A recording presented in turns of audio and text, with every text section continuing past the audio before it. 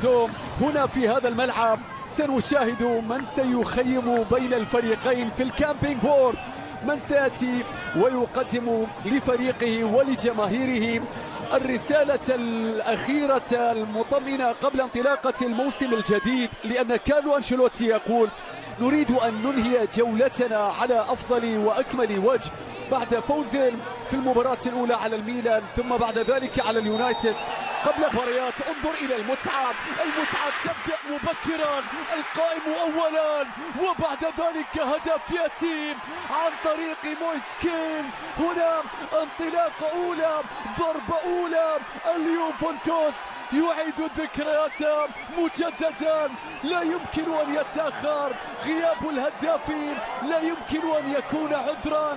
هنا دائما يوجد شخص آخر يا كورتوا.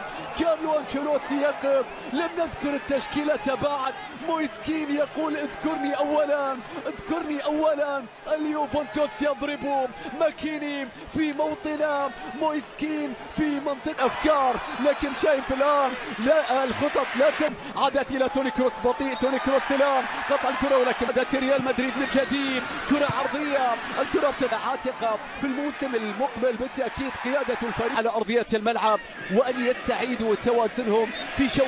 صارت إلى فيني يتقدم لو عدى أو يصنع الهدف الأول، والكرة تصل بعد ذلك إلى ويا، ولكن مرحبا اليوفنتوس ومشجعيه ومدربه وإدارة يبحث عن طريق كامافينجا يصوب يلا أقصى اليسار، غارسيا عرضية، فينيسيوس بينية لا تمر، قطع الكرة من دانيلو، سلام كيزا في مكان، كيزا قوية، بيرسل الكرة اليوفنتوس عرضية، الله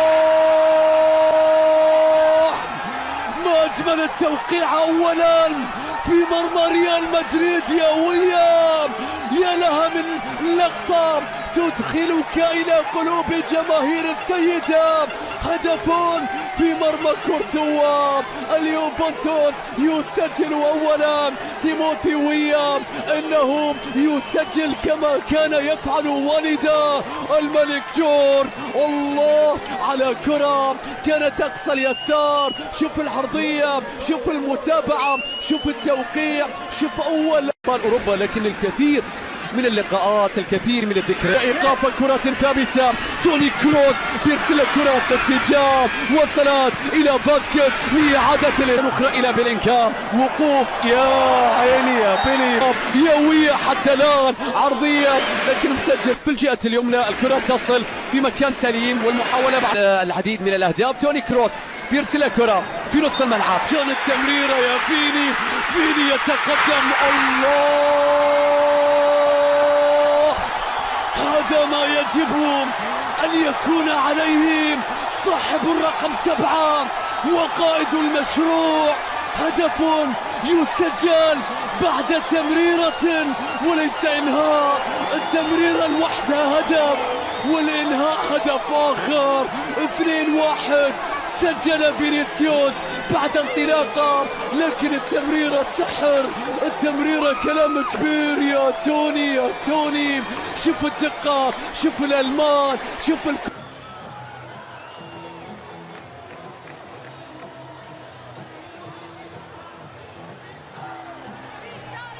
في الفترة المقبلة قياسا بما ذكرت تقريبا 5 تغييرات بين الشوطين للمدرب في هذه المباراة.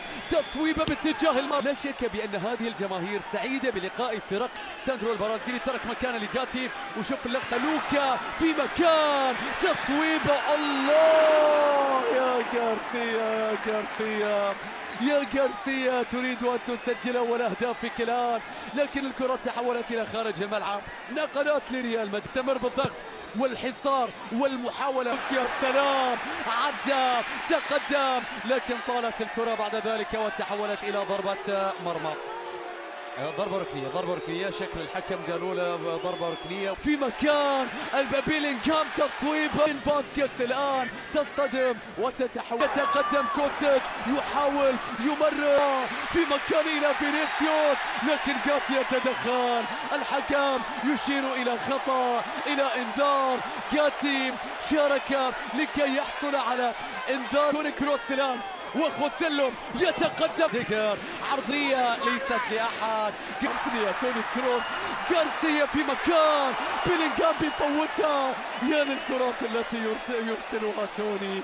نعم ولكن من أجل التاريخ الآن، من أجل التاريخ يحاول خوسيلو أن يجد فرصة مع ريال مدريد. انظروا كيف يوزع. عرضية ليست لأي أحد الآن. وصلت بيري تقدم عرب ولكن تقدم باسكيز والكرة العرضية ليست لاعبين الآن يستعدون للمشاركة بالنسبة تاو. هو الآخر أيضا شارك إلى جانب ألابا. أعتقد ترك مكانه 5 لاعبين يشارك من تشواميني في الجهة اليمنى. فالفيردي الله الجوهرة إنه فالفيردي قوية.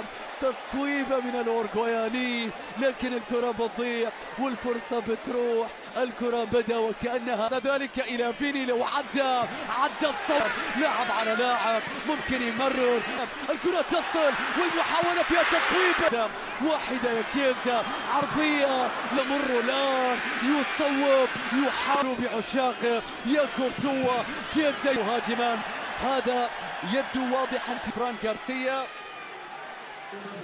يبقى العب بكل ذلك، العب من أجل ذلك.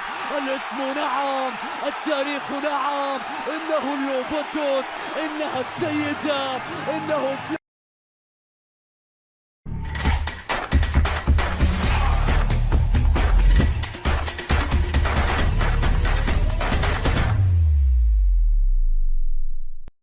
لا تزال ضواحي العاصمة الفرنسية باريس تشهد حالة من الغضب والتوتر الذي نتج عن حادثة مقتل الطفل ذو الأصول الجزائرية المسمى بنائل على يد أحد أعوان الشرطة الفرنسية بعدما أطلق عليه النار بسبب عدم التوقف في حاجز أمني. وبعد كل هذه الأحداث وأعمال الشغب في العاصمة الفرنسية باريس، خرج نجم نادي باريس سان جيرمان كيليان مبابي عبر تغريدة في موقع التواصل الاجتماعي تويتر تضامنا مع عائلة الفقيد، حيث قال: أشعر بالألم تجاه بلد فرنسا، إنه وضع غير مقبول. كل تفكيري الآن يتركز نحو عائلة نائل وأقربائه، هذا الملك الصغير الذي رحل باكرا جدا. ولاقت هذه الخرجة استحسانا كبيرا في الوسط الرياضي، حيث أبرز من خلالها النجم الفرنسي إنسانيته تجاه ابن أصوله، علما أن مبابي يملك أصولا جزائرية أيضا من طرف والدته. الجدير بالذكر أن هذه الحادثة حصلت صبيحة الثلاثاء من الأسبوع الماضي في ضواحي منطقة نانتير، ولم تكن الأولى من نوعها، حيث شهدت فرنسا عدة حوادث من هذا النوع خلال السنوات الفارطة، خصوصا سنة 2022 عندما تم تسجيل 13 حالة وفاة بهذا الشكل. وفي السياق ذاته علق الرئيس الفرنسي إيمانويل ماكرون على هذا الأمر، حيث قال: